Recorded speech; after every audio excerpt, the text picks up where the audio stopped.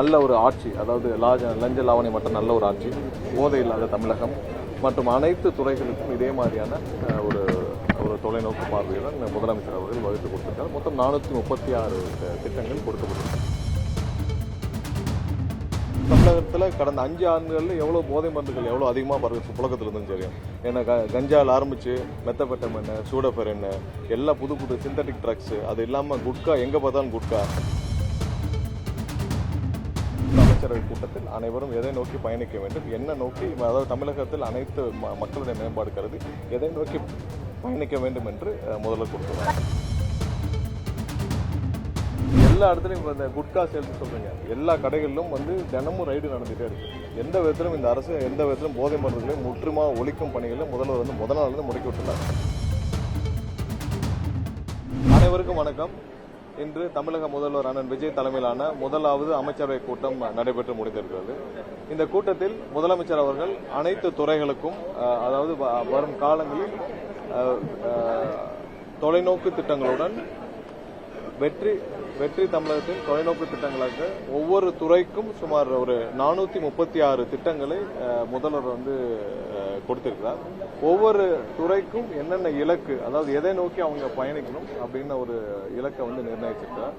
So மொத்தம் 436 திட்டங்கள் ஒவ்வொரு துறைக்கும் கொடுக்கப்பட்டுள்ளது. அதாவது ஒவ்வொரு துறைக்கும் என்னென்ன எதை நோக்கி அவங்க எந்த தொலைநோக்கு திட்டத்தை நோக்கி அவங்க பயணிக்கணும்னு சொல்லிட்டு, ஸோ இதை அந்தந்த துறையினுடைய அமைச்சர்கள் அவங்களுடைய அதிகாரிகளுடன் அனைத்து அதிகாரிகளுடன் கலந்து ஆலோசித்து ஸோ இதற்கான டீடைல்டு ஒரு திட்ட பிளானை அவங்க வகுத்துட்டு அதை எவ்வளோ நாளில் செயல்படுத்த முடியும், எவ்வளோ நாளில் செயல்படுத்தணும், விரைவாக செயல்படுத்தி முடிக்க என்ன பண்ணணும்னு சொல்லிட்டு ஒவ்வொரு, அதாவது முதல்வர் கொடுத்துள்ள ஒவ்வொரு திட்டங்களையும் தொலைநோக்கு திட்டத்தையும் விஷனையும் அவங்க எடுத்து செயல்படுத்துவதற்கான அனைத்து பிளானையும் அவங்க போட்டு முதலமைச்சருடைய ஒப்புதலின் பேரில் விரைவில் அதை நோக்கி பயணிக்கும் பணிகள் மேற்கொள்ளப்பட்டது.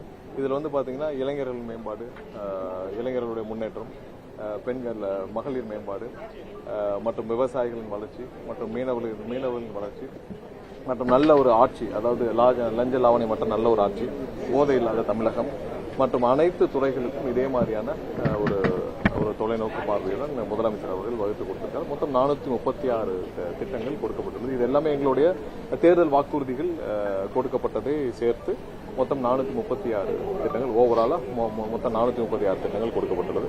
கண்டிப்பாக அனைத்து அமைச்சர்களுக்கும் இதை டீட்டெயிலாக அசஸ் பண்ணி எப்படி செயல்படுத்த வேண்டும் என்று அதை விரைவாக முழு அளவிலான திட்ட வடிவங்களுக்கு கொண்டு அதுக்கப்புறம் முதல்வருடைய ஒப்புதலின் பேரில் செயல்படுத்தும் வேலைகளை அவர்கள் துவங்குவார்கள்.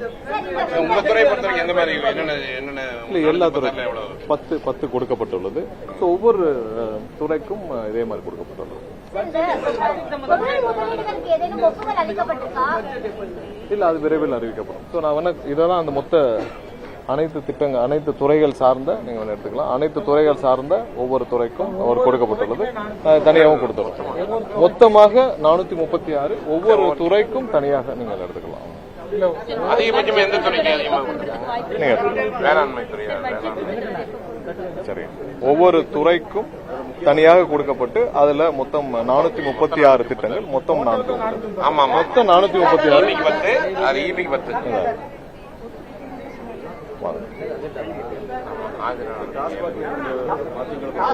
இல்ல, டாஸ்மார்க்கில் ஆல்ரெடி கொடுக்கப்பட்டது என்னன்னா 717 கடைகள் மூடப்பட்டுள்ளது. நம்மளுடைய இலக்கு போதையில்லா தமிழகம். உங்களுக்கு எல்லாம் தெரியும், தமிழகத்தில் கடந்த 5 ஆண்டுகளில் எவ்வளவு போதை மருந்துகள் எவ்வளவு அதிகமாக புழக்கத்தில் இருந்துன்னு தெரியும். ஏன்னா கஞ்சாவில் ஆரம்பிச்சு மெத்தபெட்டமைன், சூடோஃபெரின், எல்லா புது சிந்தட்டிக் ட்ரக்ஸ், அது இல்லாம குட்கா, எங்க பார்த்தாலும் குட்கா, பள்ளி மாணவர் வரைக்கும் குட்கா ஏதோ கூலிப்பு ஏதோ பயன்படுத்தும் முறைகள் அனைத்தையும் ஒழிக்கும் அளவிற்கு முதல்வர் அனைத்து காவல்துறை அனைவருக்கும் உத்தரவிட்டுள்ளார். ஒழிக்கிற இதையும் பார்த்திருப்பீங்க, கண்கூடாக பார்த்திருப்பீங்க. யாரெல்லாம் இது இல்லீகலா சேல் பண்றாங்களோ, குட்கா சேல் பண்ற கடைகள் சீல் வைக்கப்பட்டு வருகிறது. போதை மருந்துகளை முற்றிலுமாக ஒழிக்கும் வகையில் முதல்வர் அனைத்து துறையிலும் முடக்கி விட்டுள்ளார். ஸோ நம்மளுடைய பயணம் போதை இல்லாத தமிழகம்.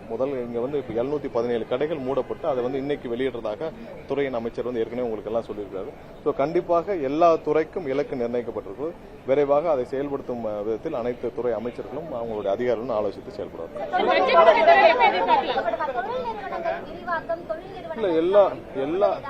எல்லா துறைக்கும் இலக்கு நிர்ணயிக்கப்பட்டது.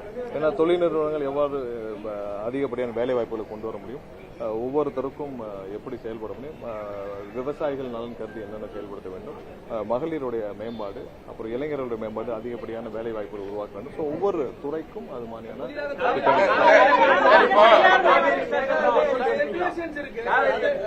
இல்ல இது வந்து சிறப்பு திட்ட அமலாக்கம் சார்பாக புது திட்டங்கள், அதாவது எதை நோக்கி இந்த அரசு பயணிக்கும், ஸோ அதை நோக்கி இந்த திட்டங்களை எல்லா துறைக்கும் கொடுக்கப்பட்டுள்ளது. ஸோ முதலாவது அமைச்சரவை கூட்டத்தில் அனைவரும் எதை நோக்கி பயணிக்க வேண்டும், என்ன நோக்கி, அதாவது தமிழகத்தில் அனைத்து மக்களுடைய மேம்பாடு கருதி எதை நோக்கி பயணிக்க வேண்டும் என்று முதல்ல கொடுத்துள்ளார். இல்ல மேகதாது விஷயம் ரொம்ப தெளிவாக சொல்லியாச்சு. எந்த வகையிலும் மேகதாது அணை கட்டுவதற்கான எந்த முயற்சியில் எடுத்தாலும் அதை சட்டப்பூர்வமாக தடுக்கும் அனைத்து விதத்திலும் முதல்வர் வந்து முடக்கி விட்டுள்ளார். அதை நோக்கி எல்லாரும் சட்ட ஒழுங்கு ஆலோசிச்சு அதுக்கான பணிகளும் மேற்கொள்ளப்பட்டு வருது. அதுல எந்த மாற்றமும் இல்லை.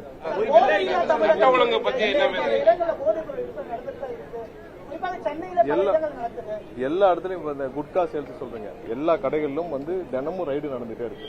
எந்த விதத்திலும் இந்த அரசு எந்த விதத்திலும் போதை மருந்துகளையும் முற்றுமா ஒழிக்கும் பணிகளை முதல்வர் வந்து முதல் நாள் முடக்கி விட்டுள்ளார்.